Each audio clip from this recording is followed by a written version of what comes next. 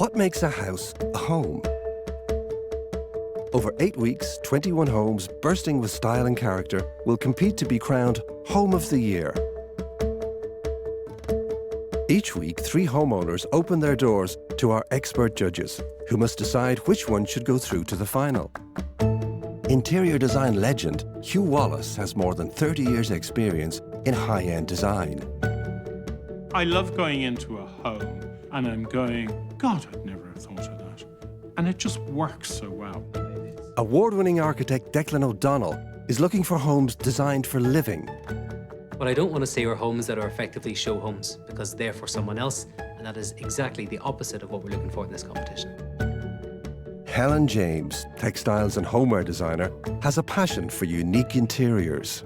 Size doesn't matter in this competition. In fact, the smaller the home, the smarter the homeowner has to be.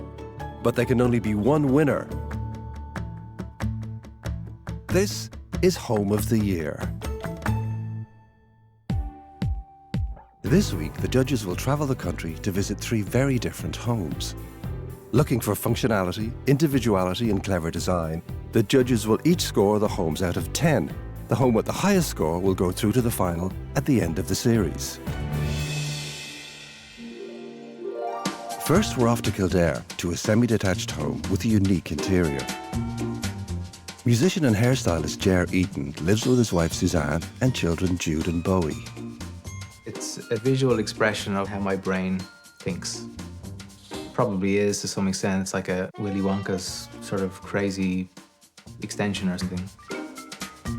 Music is the starting point for everything for me. Psychedelia, colours, 60s, patterns, spills out into decor and into just lifestyle generally, I think for me. It's all connected.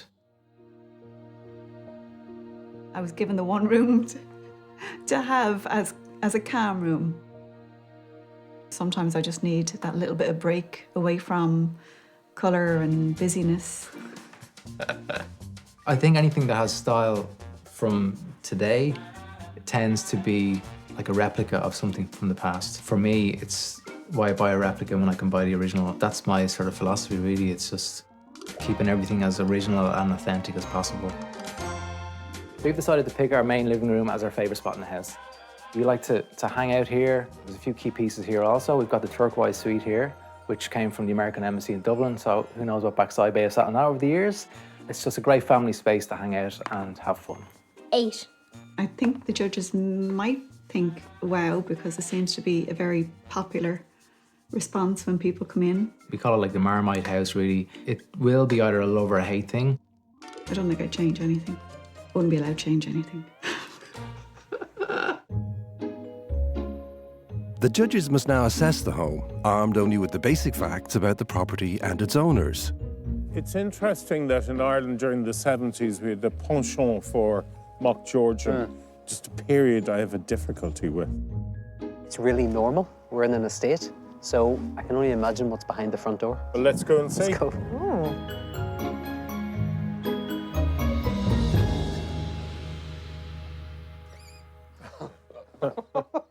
Oh, wow.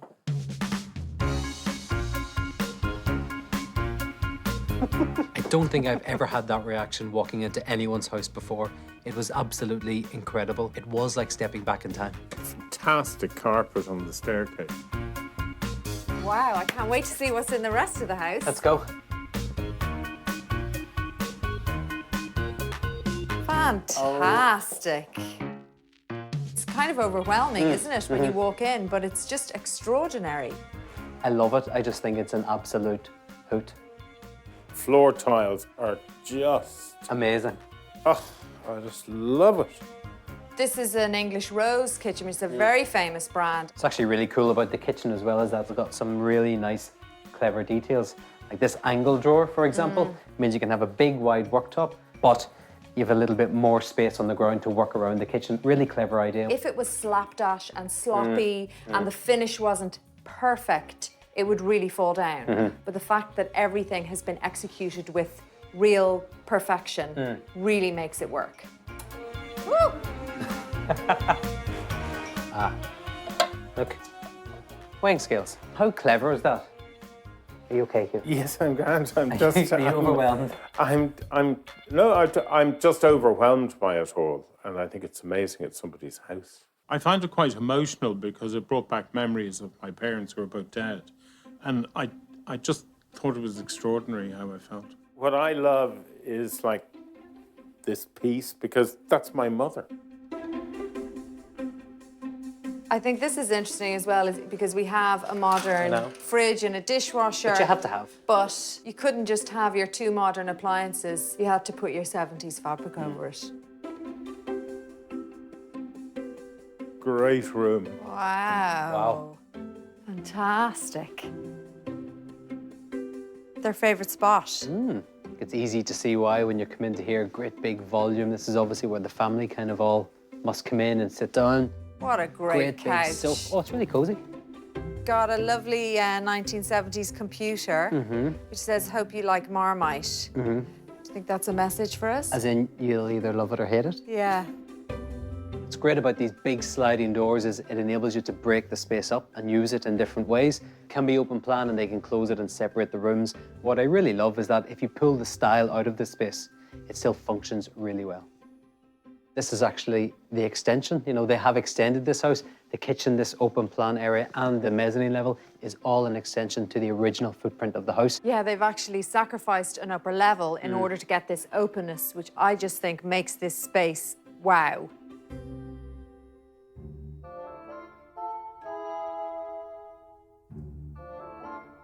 Kind of disappointing. Yes, well, that's not what we expected, is No, it? this is not what I was expecting at all. The owners have made such a bold statement everywhere else in the house. When you come in here, it hasn't been followed through, and I'm disappointed by that. God, look at that bed. We used to have that duvet cover in my house in brown. These people just love collecting pieces. Yeah. I can't help feeling that I'm in a bit of a Hollywood movie set. It's kind of beginning to wear me down a little bit. I mean, I love it. It's been done really, really well, but I just wonder how long you could spend here. From my point of view, it's just all a bit much. And I think that a little bit more restraint would have been great here. It ticks a lot of boxes of what I'm looking for, which is uniqueness and individuality and personality. That's what I'm looking for in this competition. Having had an experience which is like a cacophony of colour and bits and pieces, I just need to have a little nap.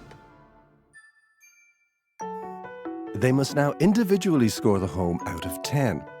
They won't know what their fellow judges have awarded until they've seen all 3 homes, when their combined scores will be revealed. This house was a nostalgic trip to a different era, all hidden behind an unassuming front elevation.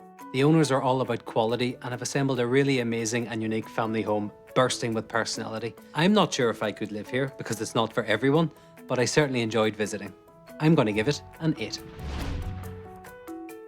I love the surprise of entering this home and my reaction to the decor, which brought me back to happy and emotional time of my childhood. While I loved it, on reflection, I found it a bit overwhelming at times. I give it a 7. There's an amazing commitment to personal style. They've taken something quite normal and made it exceptional. It clearly functions as a family home, and I couldn't help but feel the love. Next, we're off to Wicklow, where Jean McSherry lives with her partner Mark. Set aside a river, the home is a haven for nature, something that's close to Jean's heart. I bought the cottage in 2005. I was totally transfixed by the actual location.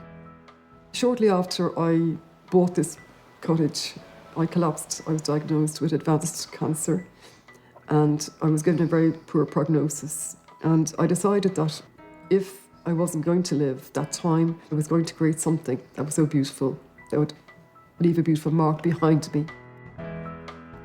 What started as a renovation and extension ended up as a new build. It was very important to me that the cottage and the layout and the colours and the texture blended with the Wicklow landscape. This is one of the most relaxing rooms in the cottage. There's lots of books here to read and lots of lovely sofas to relax on. And I love to do the fire when it's cold, get the room cosy for the evening. I call this the cuddle room. I didn't want it to feel like a museum where you walk in and you're afraid to sit down on the sofa. This is my favourite spot in the whole cottage, because when I wake up in the morning and look out the window, to me, this is heaven on earth. Jean's an amazing woman to achieve what she has. It's not an easy task taking on a build of a house. She's got it spot on, 10 out of 10. I'm very fortunate to have found and to have created such a beautiful place. These two amazing trees are like a gateway, Yeah. aren't they?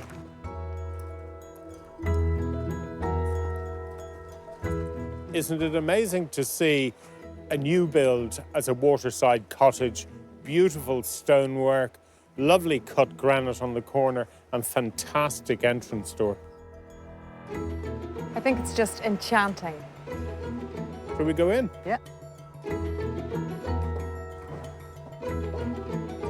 Ooh, Wow. What a fantastic space. this is country living, but what I actually like is that it's open plan as well. There's a real eye for where things go. Lovely collection of plates. They're just fantastic. I think it's really light and airy and fresh and clean. And I love that they have different tones of the same palette, picking out details like the doors are a slightly deeper shade. I think the palette is really nice.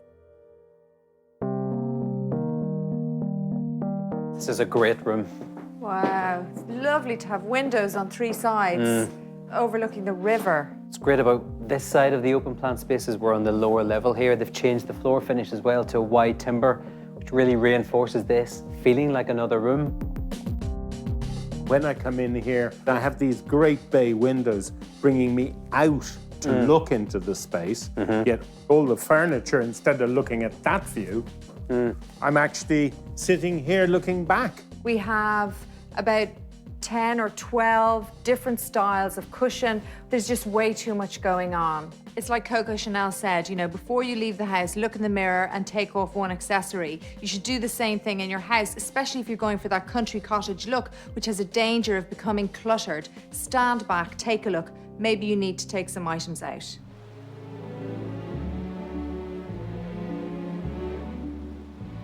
Oh, it's a real sun trap. It's only when you come out here that you really appreciate that river, the dense forestry that we're in. What I love as well is that this is a covered veranda, so other rooms in the house open up onto it. I mean, do you imagine what this place would be like at night? It is a sacred garden. I think it's amazing. Lovely, cozy sitting room. Got the great view again with the doors out to the veranda, which is fantastic. Loads of throws in this room, loads of colour, loads of different textures. I think it really works. I quite like it. Yeah, I think it's much more successful in here. I mean, you do have a lot of throws and colours and cushions, but this is a really warm, cozy space. It's a much smaller space. The other room is a sunroom. I think it should feel lighter and brighter. Yeah. I think it's much better in here. What a lovely bedroom. I just love the proportion and the simplicity. Just a white here, and I'm relying on the furniture to give that colour. And there's the favourite spot. I can just imagine sitting out there having my breakfast. In terms of style, it's very consistent with what we've seen. I mean, this is kind of exactly what I was expecting. Is it enough that it's consistent? Consistency is an important issue that we should be looking at. When we see it across a house, top to bottom, it's generally a good thing. I think this house has much more than consistency. It has authenticity. And that comes through in the outside and, more importantly, in the inside of this house. The owners have created a perfect, idyllic country cottage with a consistent style throughout, and they've done that with honesty and integrity. But what I'm happiest about is that architecturally they've got the layout spot on. I'm giving it an 8. I loved walking in and the feeling of openness and airiness, a beautiful, bright, welcoming space. It's clear the owners love living here and really embrace country life, and I really respect that. I would have liked an added layer of some contemporary pieces. I'm giving this house a 7. The owner's interpretation and attention to detail in the construction of this riverside cottage is just amazing. I love going inside, the colour palette, and I love the personal effects of this house, which gave it a real sense of being a great home. The third home is a surprising conversion in County Galway. In 2005, Chris Deacon and Orla McCluskey bought a deconsecrated church and embarked on an ambitious renovation project. We do both have a passion for old buildings, but it's not a very sensible interest to have. So when we bought it, it was what you'd call derelict. The inside, it was just dead crows and rubble. That's all we had. Renovating it was effectively like building a brand new house, except you had the constraints of 4 walls and the fact that the building was listed. It's new everything really, apart from The 4 walls. The 4 walls, yeah. And that was one of the conditions as well, that everything you did has to be reversible. You come to this building in 100 years and you can tell when the changes were made. The idea behind the double high spit was that, you know, the building would retain that feeling of being a church. One of the big advantages of living in a church is that you've got your own private tower. So it's a small room, but there's 4 big windows. It's nice and bright, and it's a lovely place to come and get away from it all. I remember one guy delivering a washing machine and a dryer, I think, and he was completely spooked by the fact that somebody was going to live in a church with a graveyard out the back.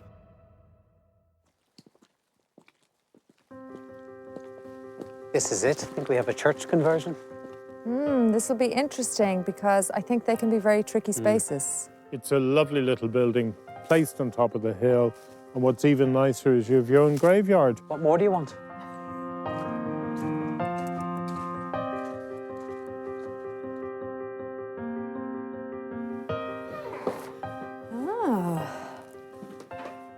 Lovely nice. colours and tones, really welcoming.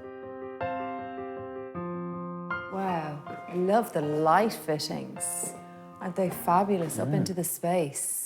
It's a lovely feeling in the room, isn't there? Sometimes church conversions can feel very cold, but this has kind of a cosy feeling to it, doesn't it? These buildings were never designed to be lived in, so you're really taking on a challenge right from the outset. Because you have obviously this one big space, and the challenge is how do you introduce other rooms into that? I think they've done it very well with the mezzanine because while it's in the space, it doesn't interfere with the nice big volume. That feels like a different space. But what's great is that they're all interconnected. They could have put a wall there and made it 2 separate spaces, which wouldn't have worked as well. And I think the way that they have resolved this and left it open so that you're pulling all of this volume into that space actually works really, really well. If I was really going to nitpick, I would say I do wish that all of the artwork wasn't of their dogs. It's a very dominant theme of dogs. They're on 4, 5, 6 walls. I think they are kind of dominating the space. It's a bit too much for me. I think it's great. I think their personality comes out and their love of their animals. Paintings are terrific. They're beautiful paintings. But my issue is that we have a dog and we have a dog and we have a dog and there is nothing else. It's kind of reached the saturation point when there's so many of them. I totally disagree with both of you because I actually think it's exceptionally restrained. And we have the favourite spot in the house. This great big sofa.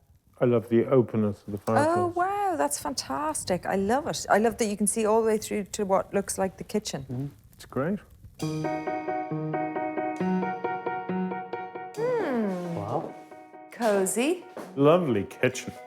In terms of its layout and its function, you know, it's probably exactly how I would have done it. I'm really pleased that it's in keeping with the style of everything else and they haven't gone too contemporary. It is a small kitchen, but it sits very comfortably in the space. It doesn't dominate the room. I love what they've done there, actually, where they've sloped the ceiling up so that to the natural break in the window rather than cutting the window off at an awkward point. The old saying, less is more. And that's what this restoration is about. It's understanding what they were about in doing the restoration and carrying it out absolutely flawlessly. Wow. Imagine having a tower in your home. It's I know. fantastic. What is it? A couple of meters each way. So the fact that they've just used it, they've put some window seats in, it's a lookout point you see everywhere, you know, it's cool. Now we're on the balcony. I'm disappointed with this space, particularly from downstairs when you look up here. What is the purpose of this, having put it in? Just when I wanted to see a big kind of cozy chair, something to swallow you up and have a book and enjoy the space, we haven't got that. It doesn't really look used. I think the function of this space is just that it's the bird's eye view. You're up in the volume.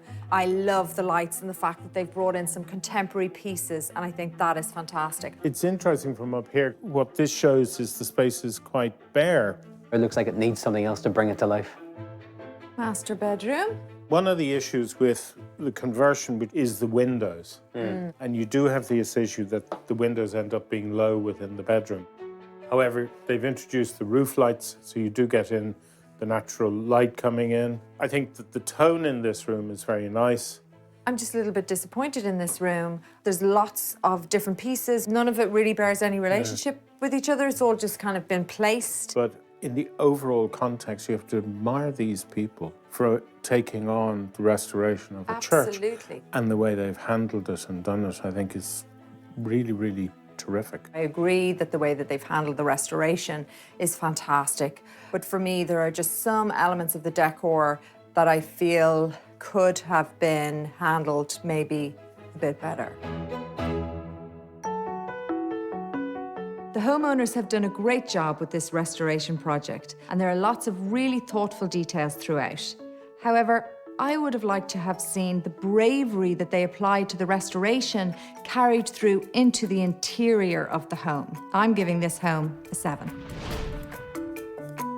I'm in awe of the owners' commitment to the restoration and conversion of this 19th century church into a unique home. My only reservation was around the furniture because it was a bit minimalist.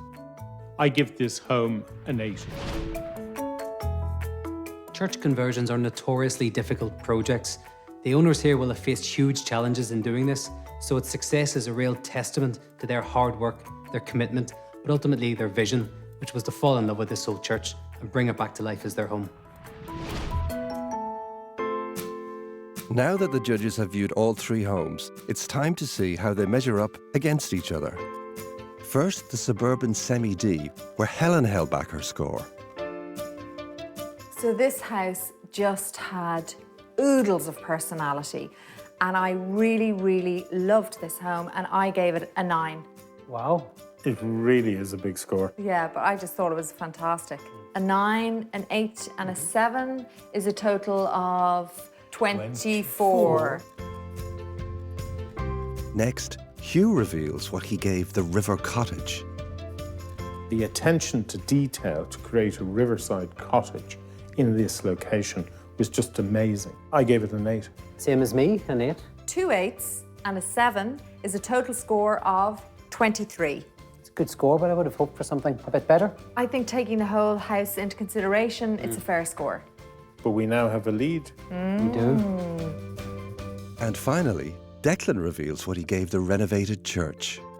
These are hugely difficult projects to take on, loads of challenges for the homeowners, but I think they resolved it really well. I thought it was a magical little place, and I gave it an 8. 7 and an 8 and an 8 is a total score of 23. We have our winner. I'm delighted. The 70s house. When you went inside, it was just a wonderland and so much personality and commitment. I'm really delighted this house is in the final. Kind of feel like I have one up in the boys this week with my favourite house through to the final. Helen's a bit smug, but don't worry, I'll get her back. So the 4th home through to the final is our semi-detached home in Kildare. Next week, the search continues for Home of the Year.